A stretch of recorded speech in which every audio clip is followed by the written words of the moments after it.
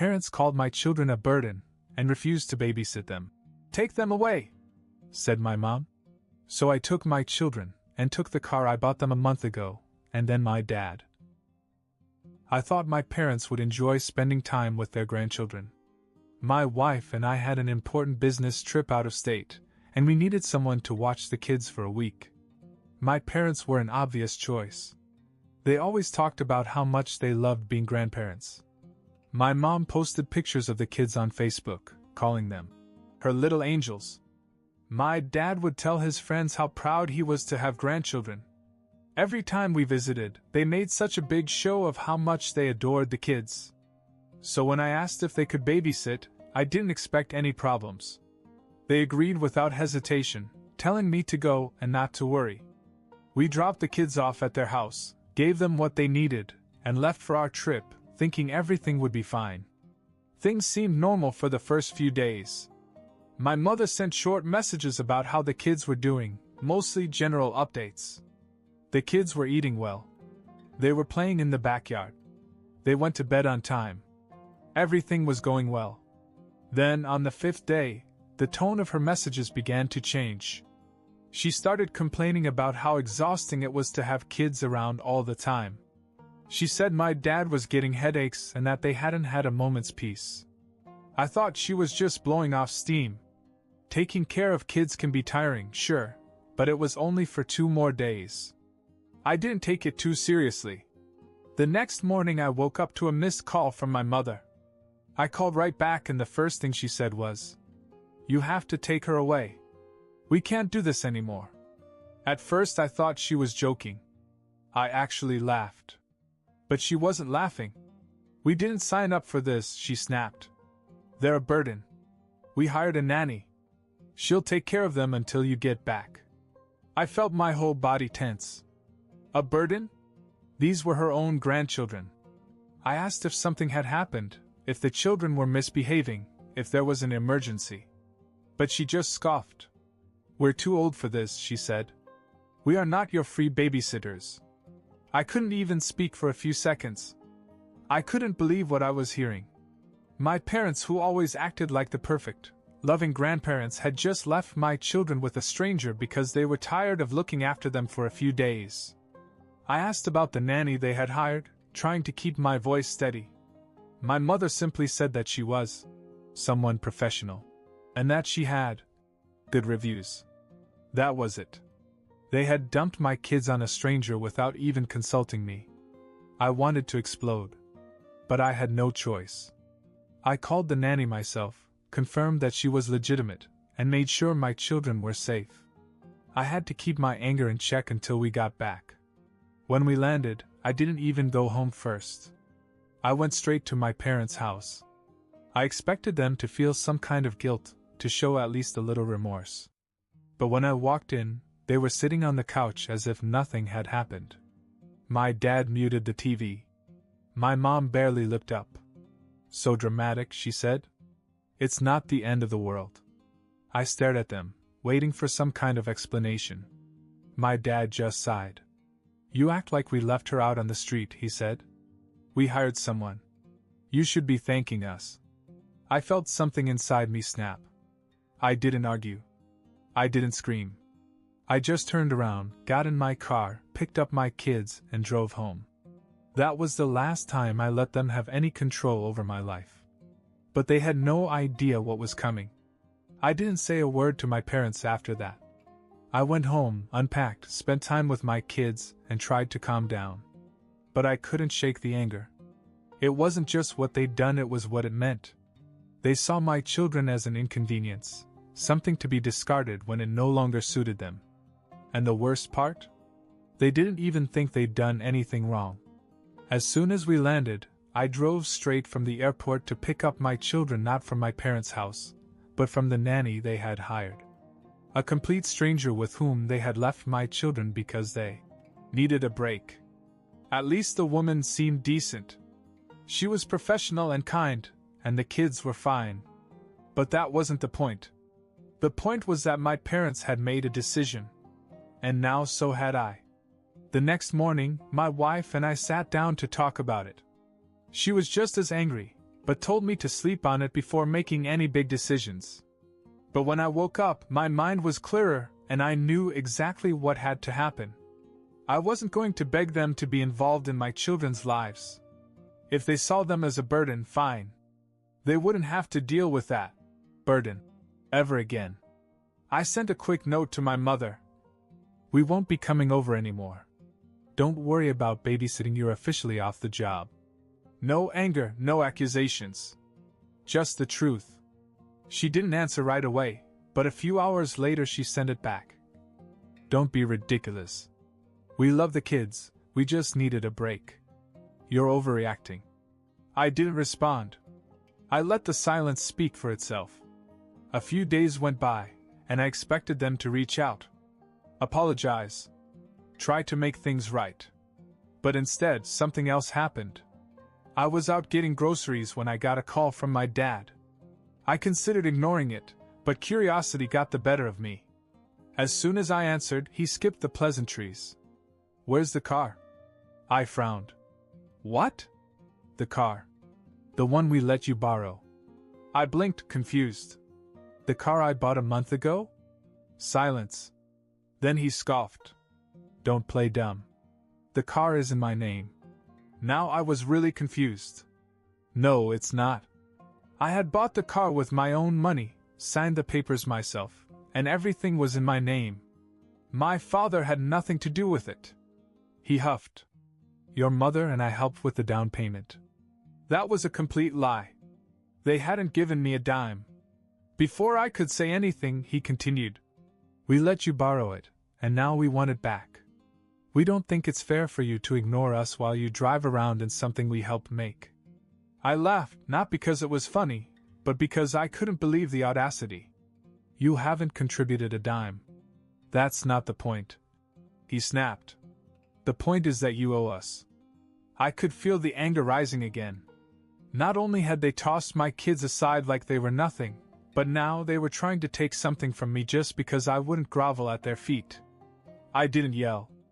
I didn't argue. I just said, if you think you have a right to this car, go ahead and take me to court. Then I hung up. An hour later, my mother texted me. This is how you treat your family? After all we've done for you?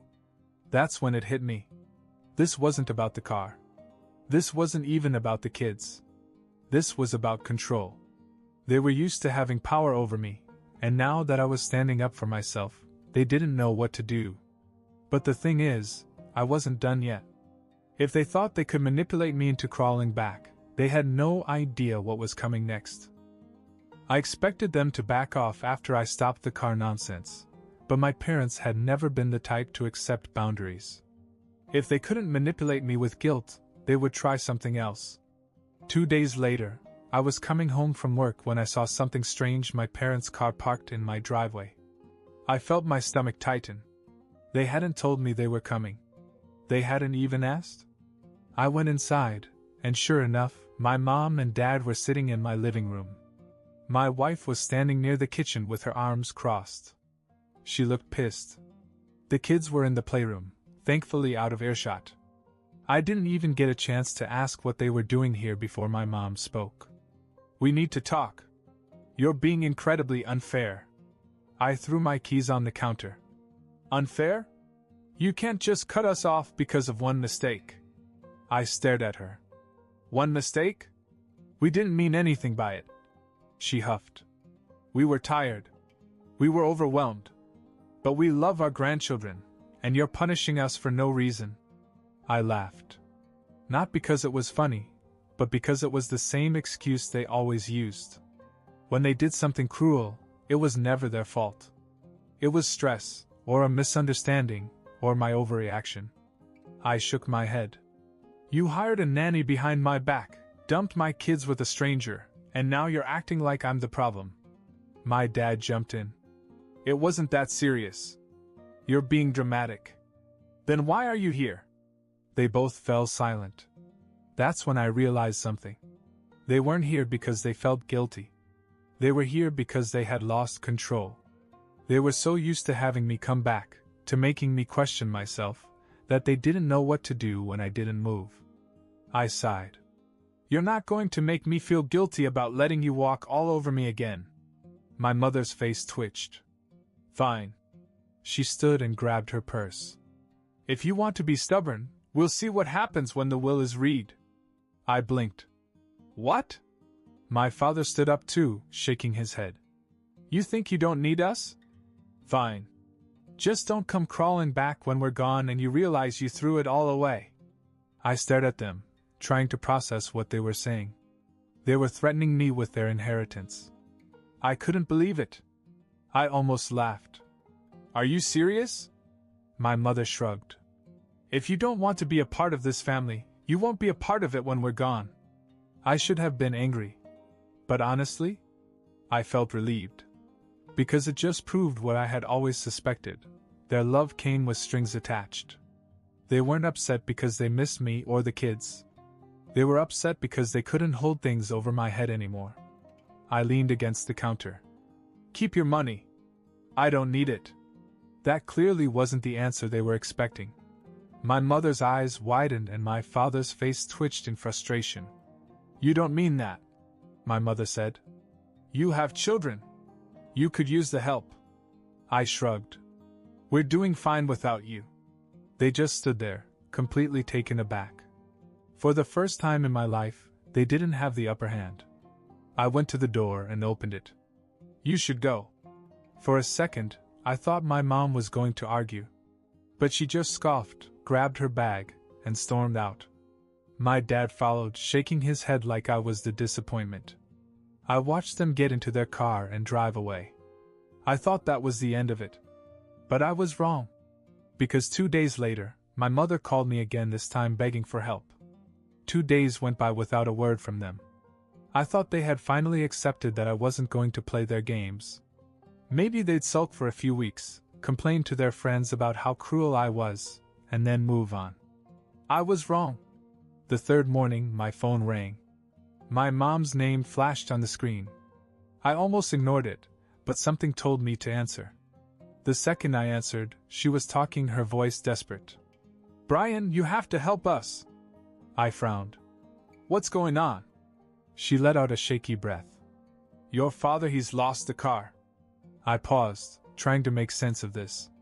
Lost it? It was repossessed, she admitted, her voice barely above a whisper. That took me by surprise. My dad always acted like he was in control. But if the car was repossessed, that meant they were seriously behind on their payments. Then it hit me. The car they lost? It was my old car, the one I had traded in a month earlier when I bought my new car. You see, when I got my new car, I didn't want to deal with selling the old one myself, so I traded it in at the dealership. It was still in good shape, but I was done with it. Apparently, my dad had somehow managed to buy it back, probably thinking he was getting a deal. Only he hadn't realized that financing an old car with high interest rates wasn't the same as getting a bargain. And now, after all their smugness, after trying to take my car, after kicking my kids out like they were nothing, they had lost the very car they took from me.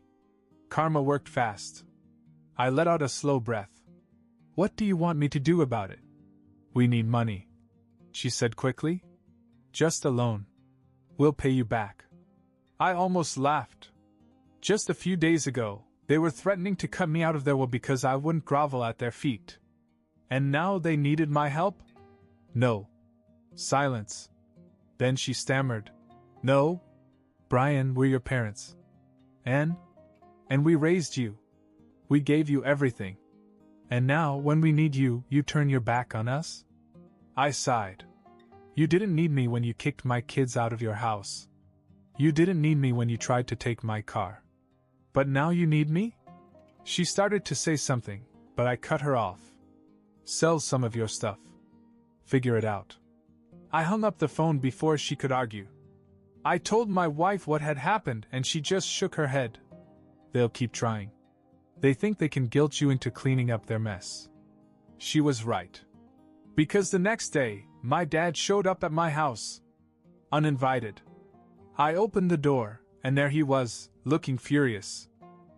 I can't believe you, he snapped. After everything we've done for you, you won't even help your own parents? I crossed my arms. You mean the parents who just threatened to cut me off? He waved his hand as if that was irrelevant. That was different.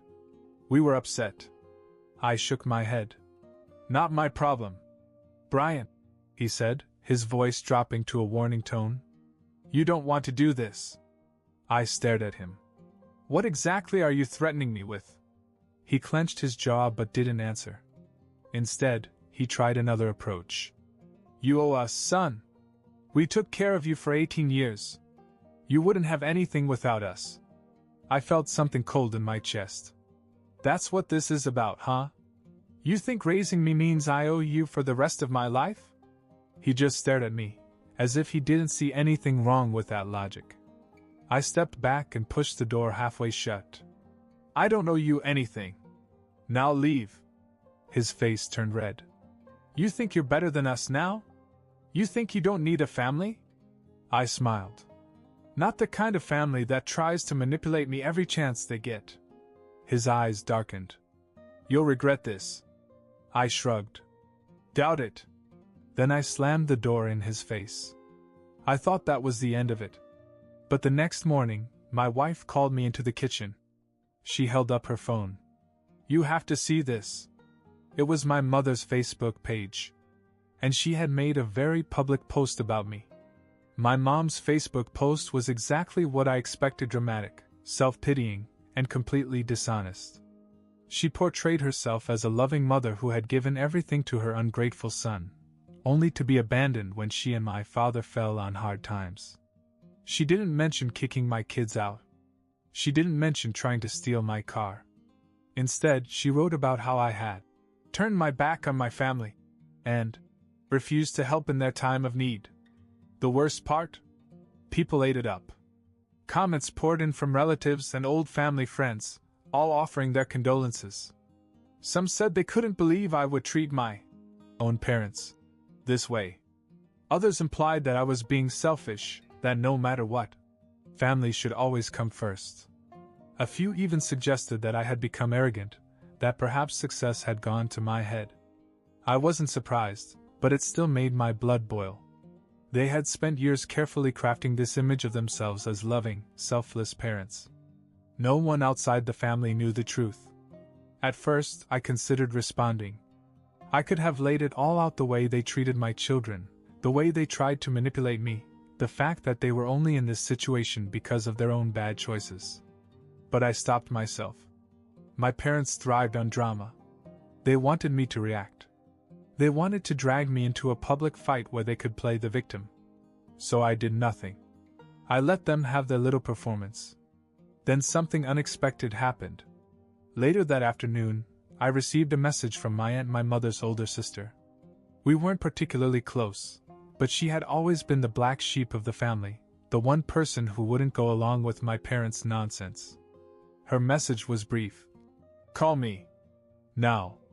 Curious, I dialed her number. She answered right away. She didn't even say hello. Do you know what's really going on? I frowned. What do you mean? Your parents didn't just lose their car. They're in a lot deeper than that. I leaned against the counter. How do you know that? Because your mom called me before she posted that sob story online. She was crying about how they were losing everything and needed money. When I asked why, she got cagey. So I did some digging. I waited, my stomach clenching. They're drowning in debt, she said. Credit cards maxed out, second mortgage on the house, loans they can't afford. And from what I could tell, they were counting on you to bail them out. It made sense. My dad had always been obsessed with status, having the nicest house, the latest gadgets, acting like he was better than everyone else. My mother was no different, constantly trying to impress people with expensive vacations and designer clothes. It was no surprise that they had been living beyond their means for years. And now reality had finally caught up with them. I rubbed my temples. Why are you telling me this? She sighed. Because I know them, Brian. They won't stop at guilt. If they're that desperate, they'll escalate. She wasn't wrong. My parents had never accepted consequences in their lives. If manipulation didn't work, they'd try something worse. I thanked her and hung up, trying to process. A week ago, I had left my children with their grandparents, thinking they were in a safe place. Now I realized my parents' whole life was a lie, and they were about to drag me into the mess they had created. But I had no idea how bad it would get. It was too much of a coincidence.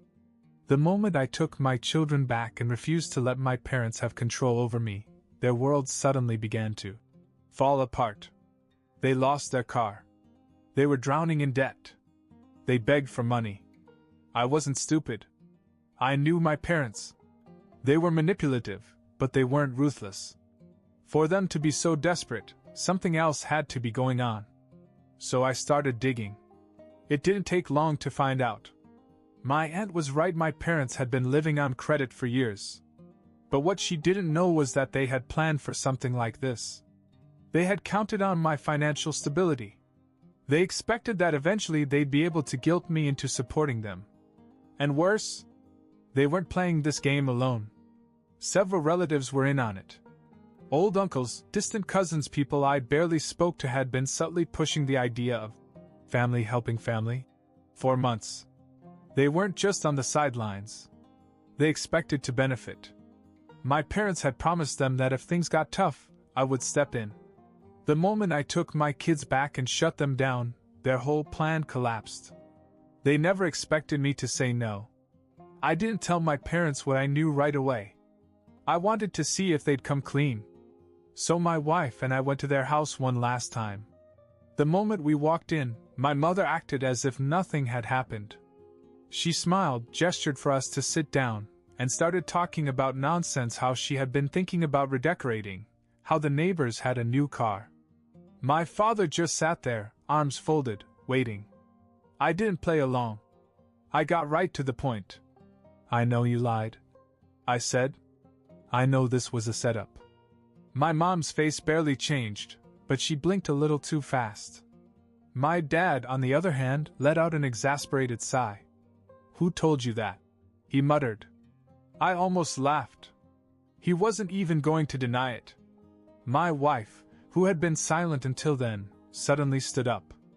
And before I could react, she grabbed the edge of the table and flipped it over, sending every single plate, cup, and bowl crashing to the floor. I had never seen her like that. You gave my children to a stranger, she screamed. You lied, you manipulated, and now you have the nerve to act like we owe you? My mother gasped, her hands flying to her mouth. My father shot up from his chair, but I stepped in front of him before he could say a word. You will never see our children again, I said, my voice calm. You don't deserve it. My mother's face crumpled. Brian, no dash. You're done, I said. With me, with my wife, with my kids. And since you're so obsessed with my car, let me make this clear, you're never going to see it again. My father clenched his jaw. He wasn't used to losing. I didn't give them a chance to respond. I took my wife's hand, turned and walked out. They called. They texted. They tried to send relatives after us. But it was over.